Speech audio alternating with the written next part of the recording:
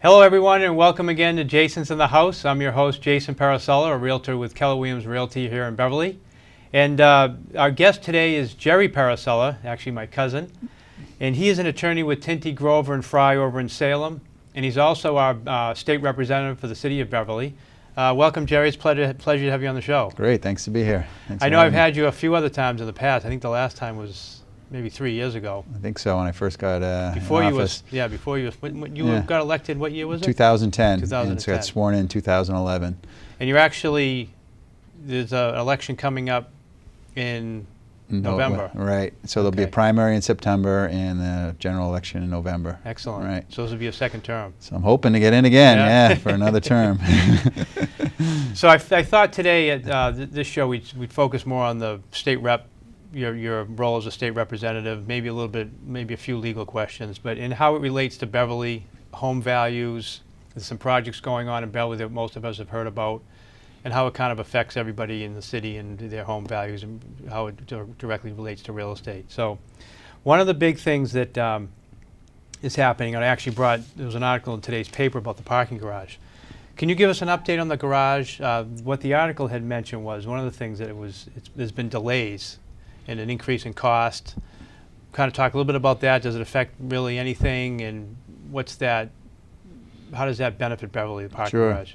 Yeah, so the MBTA is building a parking garage, as you know, near the depot, and it'll hold 500 cars.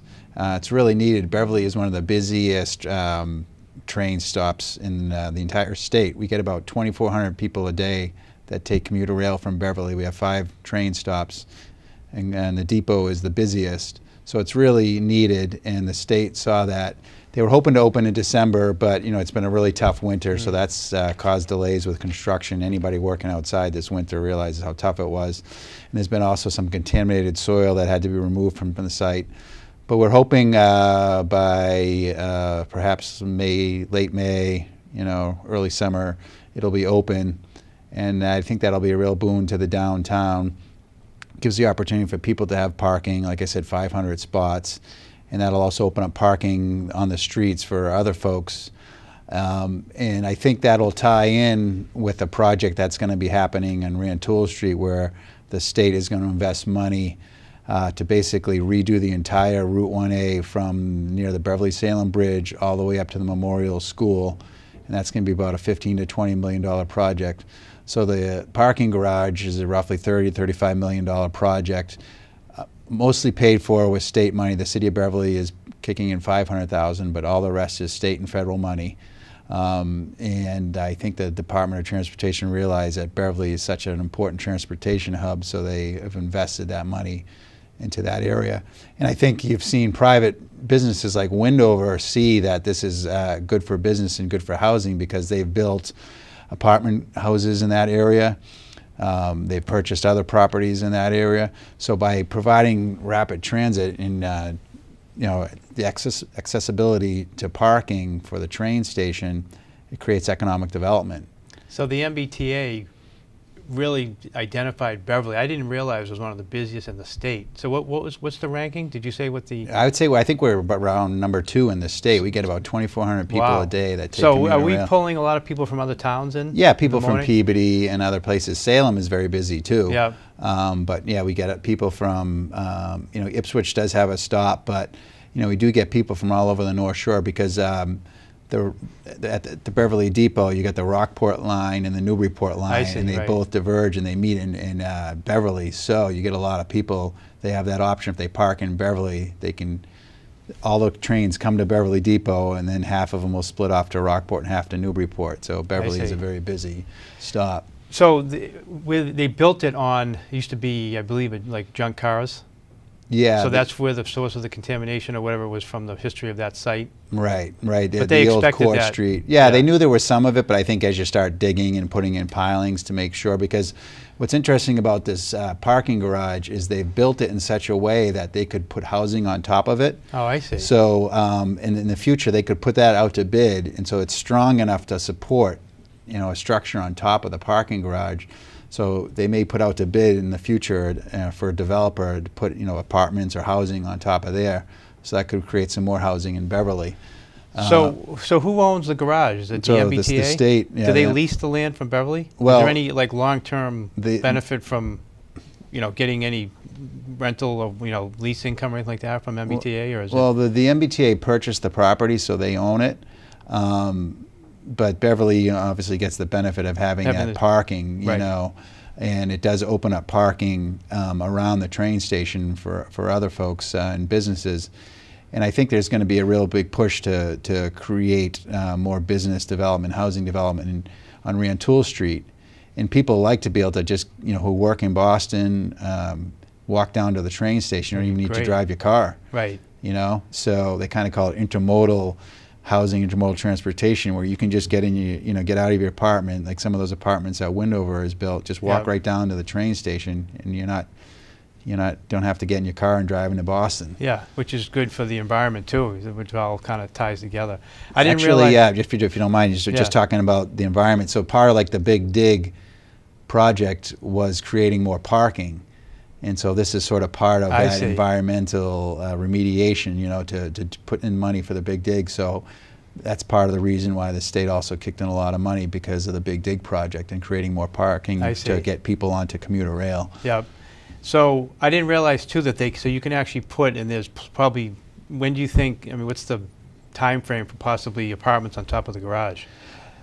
And how many stories? I wonder how many. The zoning in that area is for 70 feet. I see. So So they it would could go be- up to 70 feet because it was changed a few years ago to allow these larger apartment complex in Yeah. the Rantoul Street area.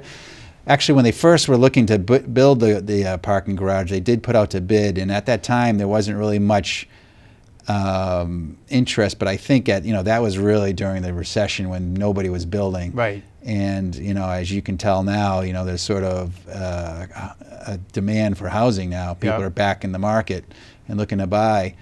So I think if they go out to bid again, I think there'll be a better response than there was, in 2008, 2009, during really the height Yeah. of the recession. Good. So there's a lot of great things going on. So you talked a little bit more about Rantoul Street.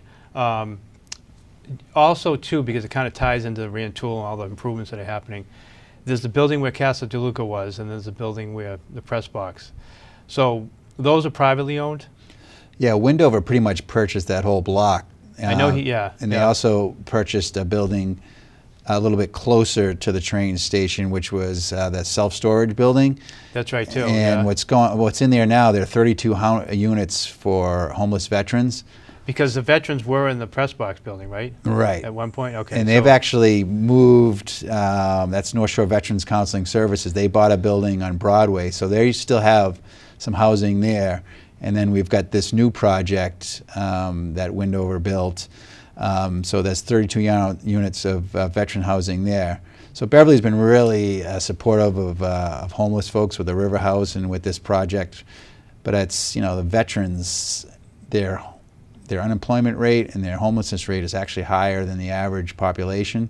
So there's a significant need for housing for veterans, and that place got filled right up. Mm-hmm. Are there any more storage units there? Are they all It's all apartments now. Wow. They're essentially mostly like single unit apartments. I see. For veterans, and they have counselors on site to help veterans out. So they provide services there as well. And part of the financing for that was Windover got some historical tax credits.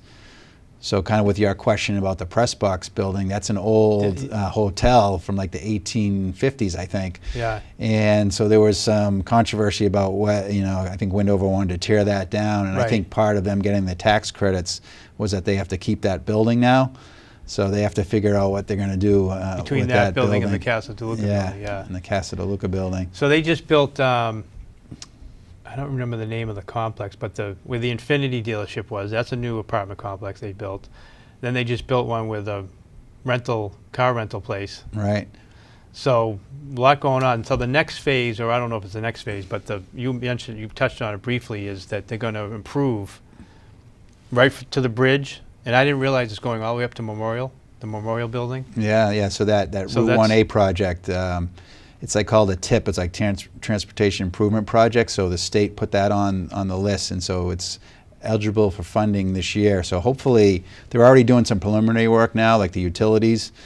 I saw, yeah, you or- can see all the Yeah. streets being ripped up and all that. Yeah, I mean, the city has a website now, bev1a.com, so that people can go on, because we want to try to keep people updated about what's happening there. So it's going to be a great project where essentially from curb to curb, sidewalks, new trees, just redoing the entire Wow. Rantoul Street, but going further than that, taking that corner where the Burger King is on Yeah. Gloucester Crossing and going up towards So the will that Memorial Building. Gloucester Crossing kind of be reconfigured a little bit? They're actually that going whole- to try to do a little bit of reconfiguration there. They have to work with the MBTA on that, and because of the commuter rail lines there, there's somewhat limited to what they can do. But they are going to try to make that corner a little bit better I see, than yeah. it is now. It's kind of a sharp corner there. Right. So I think that's really, a lot of people think that Rantoul Street is sort of the forgotten main thoroughfare in Beverly. Everyone's Right. talking about Cabot Street. And I think by improving that, you are getting the developers who are willing to sink some money into Beverly, make those improvements in Right. those projects that you just talked about. So those folks can just go right from their apartment, walk down to the train station Yeah. and work in Boston. Are there any plans to go to Cabot Street at some point? I mean, I know Beverly Main Street, there's a lot of organizations, a lot of people behind doing great things on Cabot Street. Is there anything specifically coming from the state or any talk that you're hearing about to do anything on Cabot, or is that just? Yeah, I mean, Hasn't found not out. at this point that I'm aware of as far as the state. I mean, they're going to give us, like I said, around $15 million or so for the Rantoul Street project. So we'll probably have to One get in thing at a line time. again. Right. I mean, you think about some of the investments the state has made. There's the parking garage. There's the Route 1A project. We got about $3 million from the state to help with the waterfront, the docks for the commercial fishermen, and for the recreational boaters. Yeah. So the state's been investing a lot of money in Beverly. I think we've been pretty fortunate. So how does that all work statewide? You're the state rep. You're representing the interests of the citizens of Beverly. How do we get all this money? How does it work? Because I'm sure there's plenty of other towns that are looking for more or the same amount of money. Right. And there's all kinds of projects going on around the Yeah, state. it's very competitive, so you really try to advocate for why this makes sense, not only for Beverly, but really, I think what the state is trying to do is looking at the regional economic effects of these projects and how they would help. So obviously with the train, and like I said, how so many people take the train from Beverly. The Route 1A project, that's been in the works for about 15 years, so I'm glad that's happening now. In the waterfront development, there's commercial fishermen that still use that. People may not think about the fishing industry, but Beverly does have commercial fishermen that work out of there. So there's So you're talking about the Glover Wharf? Yeah, the Glover Wharf area. Marina, yeah. That's owned the by the old city. isn't it? McDonald's, Yeah. which has been Which is another topic, right. topic. Yeah, but so the city has its own docks that they lease out to commercial fishermen and to recreational boaters, and those have all been redone. Oh, wow, okay. Yeah, with grant money from the state. So what's happening with that? I mean, the last I heard, because that's another hot topic in Beverly, is that waterfront, specifically the McDonald's property and the marina and things. So the restaurant was supposed to go in. It got overturned. Was that at the state level? They Yeah, went it's all in- the way up to whatever All was it, the way up to the top of the state Supreme Court. state Supreme Court. So they went as high as they could go, and they actually overturned.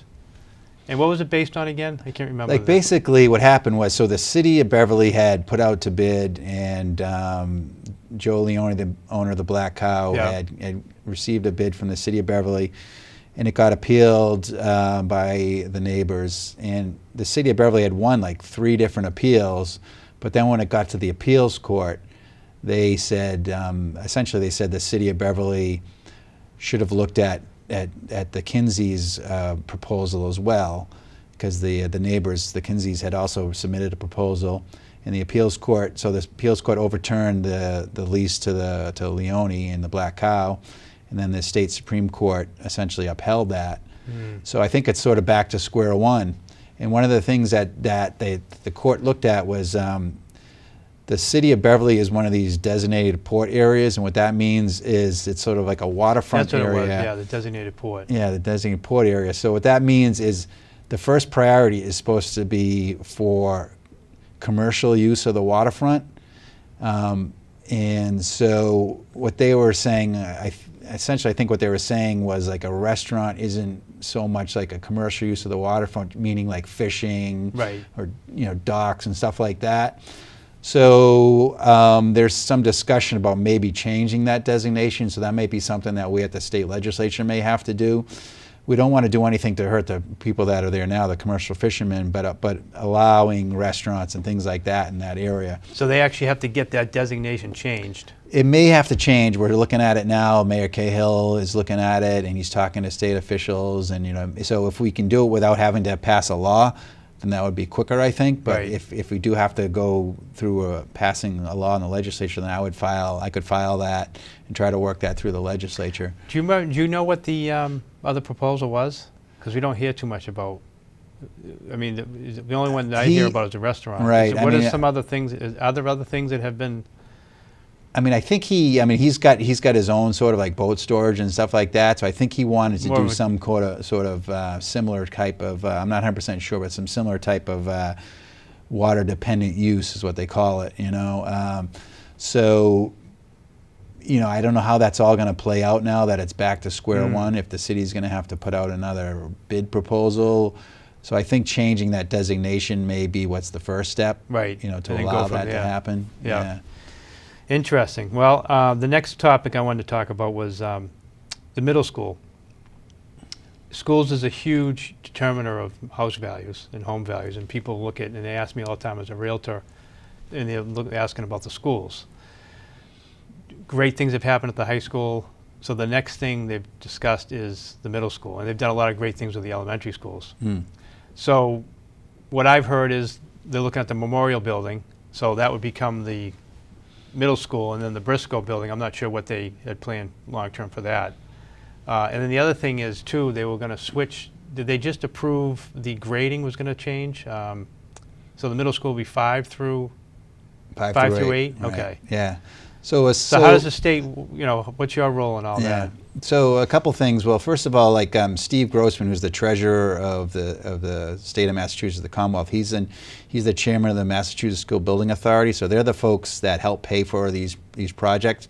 So I've had him come to Beverly a couple times. First, I gave him a tour of the new high school and said, hey, look, this is what the state's money built, because it's a real gem, and a lot of people have talked about how great it came out. And you talk to the principal, you talk to the teachers, they're saying it's really made an impact on the education of the students there. And then we brought them to Briscoe, so you got a new modern high school. Every kid's got a laptop, and then you bring him to Briscoe, a school that our parents went to high school at, built in the 1920s. I mean, it was so outdated when I went there in the 70s. Right. And so he could sort of see, okay, this is what Beverly can do, and this is what Beverly is living with now. So at this point, as we're taping the show, they're doing like they call a feasibility study, which is basically the city hires an expert to look at Briscoe, look at the memorial, and then make a recommendation on what's the best place to put the school. I think likely it will end up going to Memorial. But they do have to, under the law, just look at Briscoe and say, hey, could we renovate Briscoe? Right. Could we renovate Memorial, or is it better to just build a new school? So then this expert will present this to the city of Beverly and also to the state school building authority. And as you mentioned, what the school committee did was they decided it'd be best to do a 5 through 8 middle school. So that'll also free up some space in our elementary schools. So the school building authority is okay with that. So it's basically, hey, this is what we think we should build. Send it to the school building authority. If they approve it, then we get a contractor and build the school. Put it out to bid, yeah. And the state's role is the state will help pay for this, and depending on the model and some of the energy efficiency things, like the high school the city of Beverly got about 58% of it paid for by the state. So, and the reason was because it was just used a lot of the latest technology. There's a lot of energy efficiencies in the building. So if you do something similar like that with the middle school, then Beverly may get about 50 to 58% of it paid for through the state. Wow. So, I mean, that would be huge. Good chunk, yeah. So, my role is kind of helping the city work itself through the process of this state agency. I've had folks come down, look at Briscoe, look at the high school, and so they can see firsthand, maximize obviously the amount of funding we get from the state and exactly. make it the best way we can make it. Well, I mean, is that within the next 5 years? I mean, Or you think Initially, it's- the hope was that it'd be open by September 2017. Maybe it'll be 2018. I mean, that's hopefully will be the latest. so within 5 years, yeah. I mean, it's in sight. You know, it'd Yeah. be great to get it open sooner rather than later. I mean, the teachers and the principal do a great job at Briscoe, but it's Just amazing It's a that tough it's- building. Right. Yeah. And it's interesting too, because the Memorial School, that building is not as old as. I'm wondering why they closed Memorial. Briscoe is just a bigger school, It's so they bigger? can hold Okay, it can yeah. hold the students. It was the funding issue of whether they really, especially during our recession, it was sort of like we can only afford one middle school, Right. and Briscoe was the one that could hold it. When you and I were in high school, we had so many more kids in school. We had 2 middle schools that were full. It's true, and yeah. now, you know, it's really the Briscoe can hold. I mean, they're sort of bursting at the seams, but But, you they, know, that was the bigger building. that was the bigger building. I yeah. see. Interesting. They're probably, I'm imagining too, Briscoe would at some point maybe, like a lot of them, the elementary schools, be sold privately and become condos or more housing or something like that. Yeah, I they would can declare. imagine. Yeah, the city council would declare it surplus, and then they could sell it. Yeah. And it's a pretty. I mean, there's a lot mean, of it's a character great to the building, building, you yeah. know. So I mean, some developer may put that, like the Upton School is now senior housing, Which is true, and yeah. other condominiums other schools have turned into condominiums. So yeah, I mean, most could of the, if I'm thinking of all, like Edwards, well, Washington Beetle ended up being a Walgreens, but a lot of the schools have become some type of housing. yeah, like the Edwards condos School or- is yeah. housing. You know, so that's in the McKay School is, you know, recently was put out to bid, and there's 3 That's right proposals. too. What's that are- happening, because that's been out to bid a few times. Yeah, I think something's going to happen this time. Are you involved with that from the state level? Not really. I mean, it's more of a city matter because they put They it out own to that- bid. they own yeah, that- they own that building, and so there were like 3 proposals. I think one was for like single-family homes, and a couple other like condo developments. So the mayor and his staff have to look at those, and then the city council will ultimately have to make a decision on what they think is the best Right. proposal. Okay. You know. Yeah, like we talked about too, and kind of goes along a little bit of our discussion about, you know, how these things affect real estate values, and it's evident that developers are seeing Beverly as a up and coming, which it's, you know, it's always been a stable place to live, but more up and coming with all the improvements. You see now the bids going out again for housing, and developers putting in bids to start the housing and start building again, which is all good stuff. Yeah, I mean, I think really, as you mentioned, you know, people are always asking you about the school systems, Right. and then the high school. I think a lot of kids, you know, I'm talking to folks there, kids who may have gone to the Fenwick, to Bishop Fenwick or the prep, are staying in Beverly now. Mhm. You know, so, and because of the high school and the quality of education that they're getting there, and then with a new middle school, you know, I think that'll just help home values. Oh, even absolutely. more so. That'll be the next Yeah. good thing that's going to happen. Yeah. One thing I did want to talk about too was kind of get off topic with Beverly a little bit. Flood insurance, because we are a coastal town, coastal city. I've heard so many things about flood insurance, and one of the things I'm hearing the most as a realtor is the cost of flood insurance is exorbitant, and it was subsidized somehow from the federal level, I believe, and I think the state's involved. Can you give us an update on what's happening with flood insurance? Because Yep. we've had issues where we can't close on these houses I know. because of the flood insurance. And the other thing is they're changing the floodplains. So some of these houses that you wouldn't even think that would require flood insurance now Right. they're having to get flood insurance. Yeah, so they've redone all the maps, and so some properties, like you said, that weren't considered to be in a flood zone are now in a flood zone, even though you might look at the property and say, you know, Right. Noah's Ark would be floating by if we, you know, if we need a flood like that magnitude. But Right. so there's been some debate about whether or not the engineering that was used is flawed. So at the federal level, Congress recently froze the flood insurance rates because there was such an outrage from so many people in the community about it. And at the state level, what we've done is we've got legislation pending that would say that if a bank requires a homeowner to buy flood insurance, all they have to pay for is the value of the mortgage, not the value of the house. So let's say you got a $500,000 house and your mortgage is $300,000. You'd only have to buy flood insurance for the $300,000 for the mortgage. I see. Now, obviously, the homeowner has to take into account they're only going to get $300,000 of coverage. So if it's a real catastrophe, they're sort of taking that There's a risk. But it 200,000, does save yeah. them some money. Right. You know, so Are the that's rates, working its are the way. rates going to be able to, are they just the way they are now? They've really gone up and they're, Yeah, I mean, it's going to be frozen at least for a year or so. But the problem with the reason that this change happened was because the flood insurance program at the federal level is so in yeah, debt. there was something, It's really in debt. I mean, especially with like they Hurricane basically Sandy. they were and trying to just eliminate it, right? what they were trying to do is saying it should be self-sufficient because there are subsidies from the federal government, and so it's got a huge debt, you know, billions of dollars in debt. So the legislation that caused all this uproar was basically saying it's got to be self-sufficient. Right.